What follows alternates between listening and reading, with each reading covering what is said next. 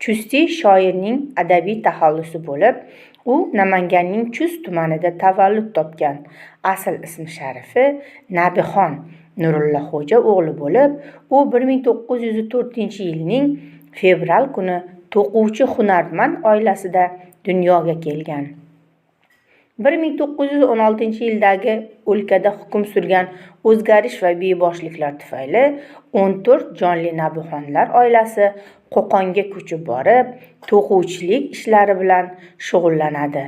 Bo'lg'usi shoir va 12 yoshdan ota kasbiga mehr qo'yadi, oilaga yordamlashadi. Ayni paytda u eski maktab va madrasalarda ta'lim oladi. Chusti oktyabr to'ntarishidan keyingi qariyb 60-70 yil davomida Sovet xo'jalik tarmoqlarida, madaniy-ma'rifiy markazlarda, ilmiy-adabiy o'choqlarda faoliyat ko'rsatadi. Jumladan 1930-39-yillarda kolxozlarda, matbuot jamiyatlarida, mas'ul lavozimlarda ishlaydi.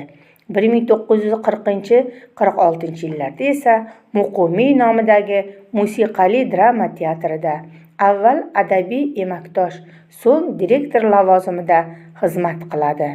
1944-1945-yillarda O'zbekiston Yozuvchilar uyushmasi adabiyot jamg'armasida direktor bo'lib ishlaydi.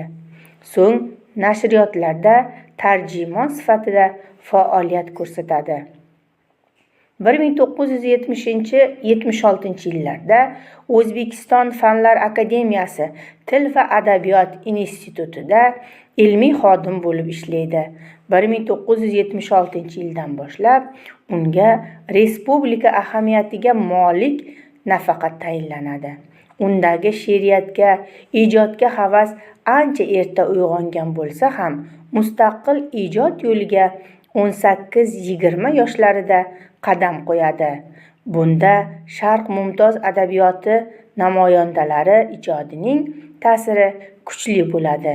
Chustining shoir sifatida shakllanishida turabiy taxallusi bilan g'azal muhammasi va masnaviylar yaratgan otasi Nurullaxo'janing ham ta'siri yo'q emas. Chusti butun umri davomida 20 ga yaqin she'riy to'plam yaratgan va nashr ettirgan bo'lib, ular janr va uslub jihatdan boy va rangorangdir. Uning Qo'zg'ol, Shamshir, Lolazor, Hayot zavqi, Gul mavsumi, g'azallar, Yod eting kamtarin Chustini